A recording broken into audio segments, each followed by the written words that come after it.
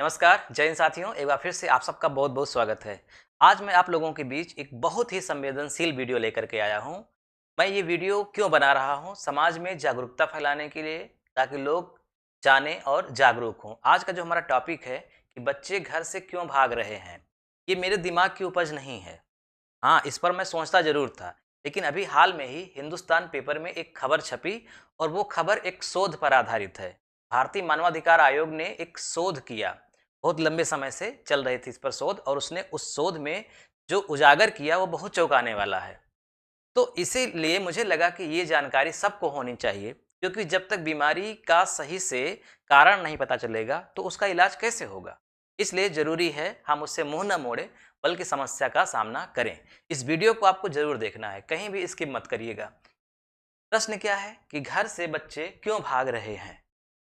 तो ये क्यों भाग रहे हैं, रीज़न, और उसके बाद कुछ उपाय भी बताए गए हैं, और फिर अंत में हम अपनी तरफ से कुछ जो हमने अध्ययन किया है वो भी मैं आपको बताऊंगा। तो आप अंत तक जरूर देखिए। बच्चे घर से क्यों भाग रहे हैं? चित्र है, देखिए, एक प्रतीकात्मक है कि दो बच्चे बात कर रहे हैं, एक पिताजी हैं जो डांट रहे हैं, फिर ये बच्चा एक उदास होकर के अकेले बैठा हुआ। अब देखिए, ये जो खबर है, हिंदुस्तान पेपर भारत का सबसे एथेंटिक पेपर माना जाता है, बहुत ज़्यादा पढ़ा जाने वाला है, मैं भी स्वयं पढ़ता हूँ हिंदुस्तान, उसकी ये खबर है। तो जितनी भी बात मैं आपको बताऊंगा, अगर आपको चोट भी पहुंच सकता है तो मुझे माफ़ करिएगा, क्योंकि मैं अपनी ओर से नहीं, बल्कि इस शोध में जो बातें हैं वो बताऊंगा। ठीक है, हाँ, आप कहेंगे तो मैं अपनी बात अगले वीडियो में रखूंगा। आज सारी बात शोध की है। तो भारतीय मानवाधिकार आयोग ने एक शोध किया, और उस शोध की जो संक्षिप्त बातें हैं, मोटी-मोटी, मैं वो पहले बता देता हूँ, पढ़ के सुना देता हूँ, फिर आगे बताते हैं आपको। बच्चे घर से क्यों भाग रहे हैं? घर से भागने का मतलब कि माँ-बाप का घर छोड़ कर के वो दोस्तों के घर चले जा रहे हैं, या भाग करके विवाह कर ले रहे हैं। ठीक है? इस तरह भागने का मतलब पूरी तरह से घर को छोड़ ही देना हुआ, बिना बताए, ये बात है। तो ऐसा क्यों कर रहे हैं? तो बेहतर संवाद की कमी, यानी माँ-बाप बच्चों से बेहतर संवाद नहीं कर पा रहे हैं, उनकी समस्याओं को नहीं जान पा रहे हैं, इसलिए वो घर छोड़ करके भाग रहे हैं। इसमें सारी बात आगे बताई गई है, किस उम्र में कितना है, कितना परसेंटेज है, ये सब कुछ आगे है। स्टेप बाय स्टेप आप देखिए। पढ़ाई में अच्छे अंक लाने का दबाव है घर से, आज़ादी में कमी है, यानी वो बच्चे आज़ाद होना चाहते हैं, लेकिन उनको लगता है कि हम घर में गुलाम बन करके हैं। किशोरियों की संख्या इसमें अधिक है, यानी कि अ, बालकों से ज़्यादा बालिकाएं इसमें ज़्यादा इन्वॉल्व हैं। प्रेम संबंध भी इसका एक कारण है। साथियों का प्रभाव है। घर से बहस, यानी घर में वाद विवाद, तर्क वितर्क, वही गुलामी की अनुभूति, ये भी है।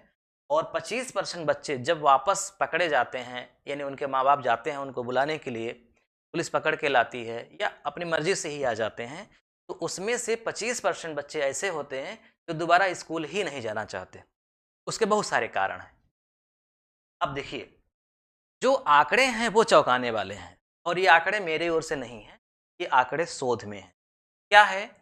मैं अगर वर्ग की बात करूं, जो इन आंकड़ों में कहा गया है वो ये है कि इस वर्ग में हिंदू और मुस्लिम दो, जो कि भारत में सबसे अधिक जनसंख्या हिंदुओं की है, उसके बाद मुस्लिमों की, इन्हीं दोनों का डाटा दिया गया है, बाकी और भी हैं। तो इसमें जितने भी किशोर किशोरियां घर से भागते हैं, उनमें से 83% हिंदू धर्म के हैं। हालांकि जनसंख्या भी ज़्यादा है, इसलिए परसेंटेज भी ज़्यादा है।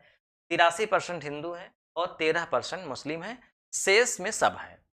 अब हिंदू में भी तीन वर्ग, जनरल, ओबीसी, एससी एसटी, यानी कि सामान्य, पिछड़ा वर्ग और अनुसूचित जाति, अनुसूचित जनजाति। तो इसमें भी जनरल के 64% बच्चे हैं, यानी कि 100 बच्चे अगर घर से चले गए तो उसमें से 64% जनरल के होते हैं, यानी कि उच्च जातियों के।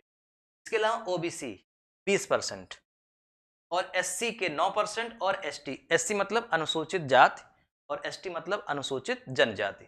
अनुसूचित जाति के 9% और अनुसूचित जनजाति के 3%।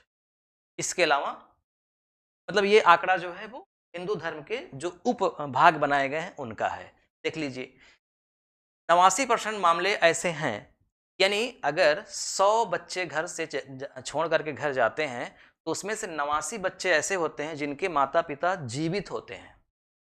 89% केस में माता पिता जीवित रहते हैं। ऐसा नहीं कि उनके घर में कोई नहीं है तो करें क्या, नहीं।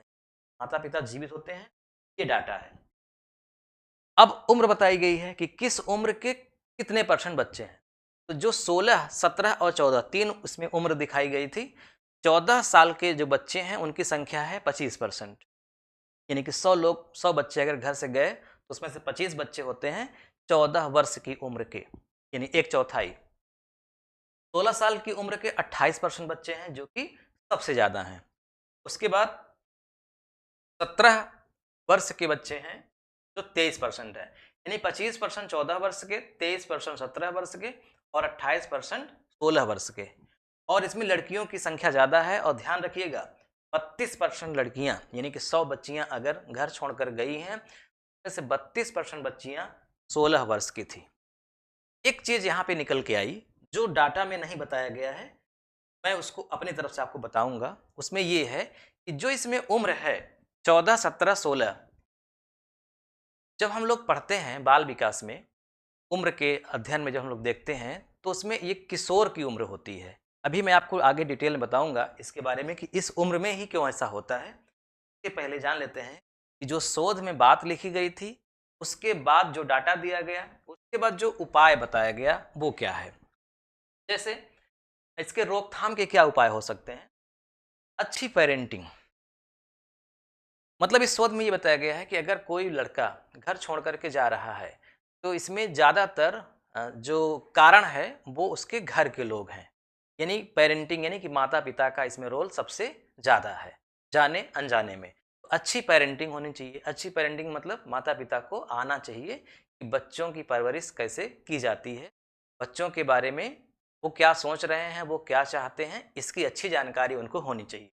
अच्छी पेरेंटिंग, संवाद जरूरी, यानी बातचीत जरूरी, फ्रेंडली माहौल होना चाहिए, तानाशाही वाला माहौल नहीं होना चाहिए। काउंसलिंग, अगर लगता है कि बच्चा कुछ समस्या में है, बता नहीं रहा है, उसको किसी ऐसे लोगों के संपर्क में कर देना चाहिए जहां वो सारी बात खुल करके बता दे, या किसी अच्छे साइकेट्रिक के पास ले जाएं, या किसी अच्छे शिक्षक जो मनोविज्ञान के क्षेत्र में उपलब्धि हासिल किए हुए हैं, जिनको बहुत गहरी जानकारी है बच्चों पर, उनके पास ले जाएं, तब क्लियर होगा। इसके अलावा बहुत सारे कारण हैं। अब देखिए 12 से 18 वर्ष ये जो उम्र है जिसके बीच में बच्चे घर छोड़ करके जा रहे हैं, ये उम्र क्या है? बहुत ही संवेदनशील उम्र है। जब हम लोग पढ़ाई करते हैं, खास करके भारत के लोग, बच्चे जब पढ़ाई करते हैं, तैयारी करते हैं टीचर बनने की, बीएड करते हैं, बीटीसी करते हैं या कोई और तैयारी करते हैं, तो उसमें उनको कंपल्सरी होता है, पढ़ाया जाता है सीडीपी, चाइल्ड डेवलपमेंट प्रोग्राम, है ना, बाल विकास। तो उसमें ये पढ़ाया जाता है कि जो बच्चा जब पैदा होता है तो कुछ वर्ष तक, यानी कि 2 वर्ष तक अलग प्रक्रिया होती है, उसको शैशवावस्था बोलते हैं। फिर उसके बाद आती है उनकी बाल्यावस्था, है ना? फिर आती है किशोरावस्था, फिर आती है युवावस्था। तो जो किशोरावस्था है तीसरी वाली, उसकी उम्र है 12 वर्ष से 18 वर्ष तक। और इस उम्र में इसको किशोरावस्था का नाम दिया गया है, यानी किशोर की अवस्था, यानी 12 से 18 वर्ष। और इसमें इसको तूफानों का काल कहा गया है। जो शिक्षा के क्षेत्र में बहुत उच्च लोग रहे हैं, जिन्होंने इस पर खूब अध्ययन किया, सुझाव दिया, बड़ी बड़ी किताबें लिखी, शिक्षा मनोवैज्ञानिक कह सकते हैं जिनको, उन्होंने इस उम्र को तूफानों का काल कहा। यानी सबसे ज़्यादा भूचाल आता है शरीर में, दिमाग में, यानी कि सबसे ज़्यादा डिस्टर्ब होने का खतरा होता है और सबसे ज़्यादा सुधर जाने की भी उम्मीद होती है। तो इसमें जो तूफानों का काल है, इसमें मुख्य रूप से आप बुद्धि के बारे में जान लीजिए कि बुद्धि पर क्या प्रभाव पड़ता है इस उम्र में, शरीर और ग्रुप परिवार का कैसा संबंध होता है, और बच्चों का जीवन दर्शन भी होता है। सबसे पहले अगर हम बात करते हैं बुद्धि की, यानी 12 से 18 वर्ष के उम्र के जो बच्चे होते हैं, पूरे उनके जीवन काल में ये 12 से 18 वर्ष ऐसी उम्र है जब उनकी बुद्धि का सबसे ज़्यादा विकास होता है। यानी शैशवावस्था जो होता है उसमें भी बुद्धि का विकास होता है, बाल्यावस्था में भी, किशोरावस्था में भी, युवावस्था में भी। बुद्धि का विकास तो निरंतर चलता रहता है। बुद्धि जितना ही कोई व्यक्ति ज्ञान प्राप्त करेगा उतना ही वो सोचने समझने की शक्ति उसकी बढ़ेगी, वो अलग बात है। लेकिन सबसे ज़्यादा जो स्पीड है ग्रोथ करने की वो है 12 से 18। बुद्धि सबसे तेज विकसित होती है। तो जब बुद्धि बहुत तेजी से विकसित हो रही है तो कहा जाता है ना कि जब कुछ भी चीज अचानक बहुत तेजी से आने लगता है तो उसे संभालना भी मुश्किल हो जाता है। क्योंकि बुद्धि बहुत तेजी से बढ़ती है, इसलिए वो जो पुरानी मान्यताएं हैं उनके बीच और इनकी नई ज्ञान के बीच टकराव उत्पन्न होने लगता है। और इस हाल में उनके पास दो लोग होते हैं, एक होता है उनका परिवार, एक होता है ग्रुप। परिवार में जो उनकी परंपरागत रूढ़िगत बातें बताई जाती हैं वो उनकी बुद्धि से मेल नहीं खाती, क्योंकि उनकी बुद्धि समाज में जो हो रहा है, इस समय समाज जितना विकसित हो रहा है उसके अनुसार उनकी बुद्धि डेवलप हो रही है। लेकिन परिवार के लोग हो सकता है उस डेवलपमेंट से पीछे हों, वो रूढ़िवादी हों, परंपरागत हों, उनकी बातें इसके समझ में न आ रही हों, टकराव होता है। और जब टकराव होता है तो वो परिवार से ज़्यादा अपने ग्रुप की बात मानता है। एक पीयर ग्रुप होता है बच्चों का। जब बच्चा बहुत छोटा होता है तो सारी बात मानता है अपने माता पिता की। जब वो स्कूल जाने लगता है तो सबसे ज़्यादा बात मानता है अपने गुरुजी की। फिर उसका जब ग्रुप बन जाता है, पीयर ग्रुप बोलते हैं, तो वो ग्रुप सबसे इम्पोर्टेंट हो जाता है। ग्रुप की जो बातें होती हैं वो विद्यालय से और घर से ज़्यादा इम्पोर्टेंट होती हैं। यानी जो बात ग्रुप के लोग बताएंगे वो सर्वमान्य होगी, वो सही मानी जाती है। तो ग्रुप यानी कि बुद्धि, और कैसा ग्रुप?